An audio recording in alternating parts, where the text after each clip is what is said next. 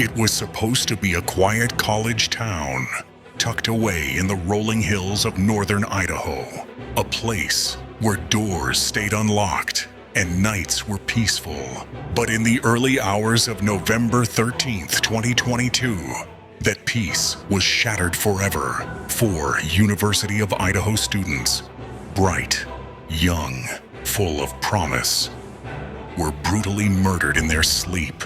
No witnesses, no weapon, no clear motive, just fear, confusion, and a town thrown into chaos. This is the story of how investigators unraveled one of America's most haunting college town mysteries, the Idaho murders. Kaylee Goncalves and Madison Mogen, best friends since childhood. They shared everything: laughter, secrets, even a dream of moving to Texas after graduation. Xana Kernodle, fun-loving, always full of energy.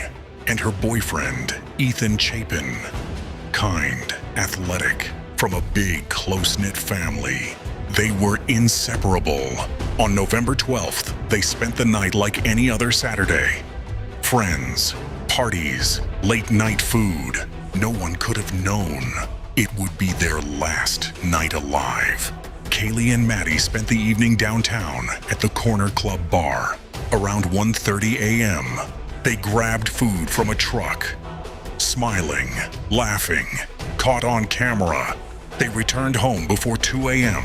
Xana and Ethan came back from a fraternity party around the same time. By 4 a.m., the house on 1122 King Road had gone silent.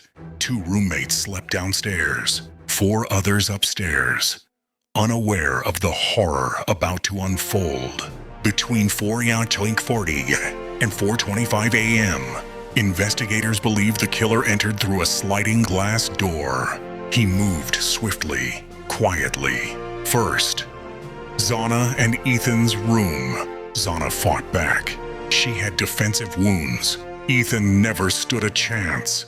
Then, the 3rd floor. Kaylee and Maddie's room.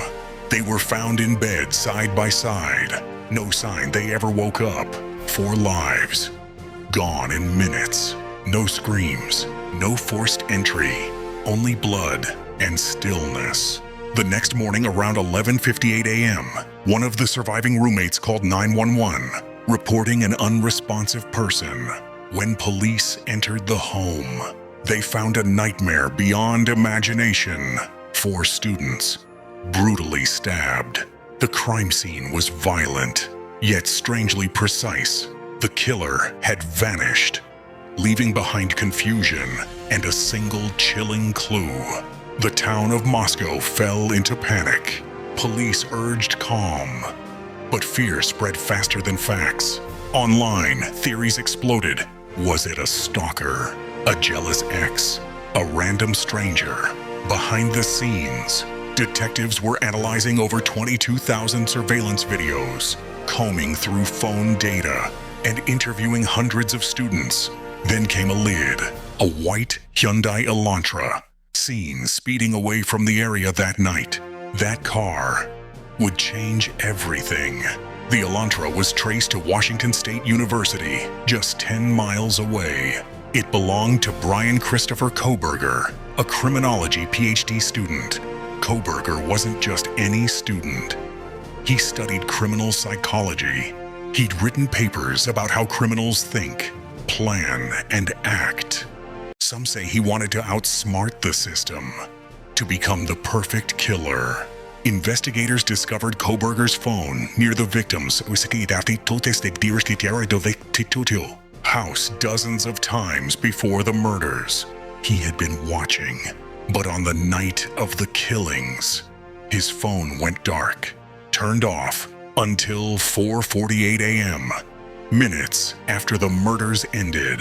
Then, the break investigators had been praying for: a knife sheath left beside one of the victims. On it, DNA. It matched a sample taken from Kohberger's parents' trash in Pennsylvania. It was a 1 in a quadrillion match. December 30th, 2022. Federal agents stormed Kohberger's family home in the early morning darkness. He stood in the kitchen wearing latex gloves, separating trash into Ziploc bags. When they told him he was under arrest for murder, he asked just one question. Was anyone else arrested? No one else was, because police were certain they had their man. For nearly 2 years, the world waited for a courtroom showdown, but it never came. In July 2025, Kohberger shocked everyone by pleading guilty to all charges. The death penalty was removed in exchange for full admission. The judge sentenced him to 4 consecutive life sentences without parole, one for each victim. Justice, yes, but not closure. Even with the killer behind bars, questions remain. Why did he do it? Why those 4? Why that house? He's never spoken about motive. The murder weapon, never found. And the silence only deepens the mystery. Today, the University of Idaho stands united in grief, but also in strength. Memorials now honor Kaylee, Maddie, Xana, and Ethan. Their families continue to speak their names, reminding the world that behind every headline are real lives, real love, and dreams cut short. The Idaho murders shocked a nation. They showed us that even in the quietest places, darkness can find its way in. How does a man who studies crime become the monster himself? Maybe we'll never know. Rest in peace, Kaylee, Maddie, Xana, and Ethan. Justice was served, but peace remains out of reach. Subscribe for more true crime stories that shook America. Next, the toy box killer, the man who turned his truck into a dungeon.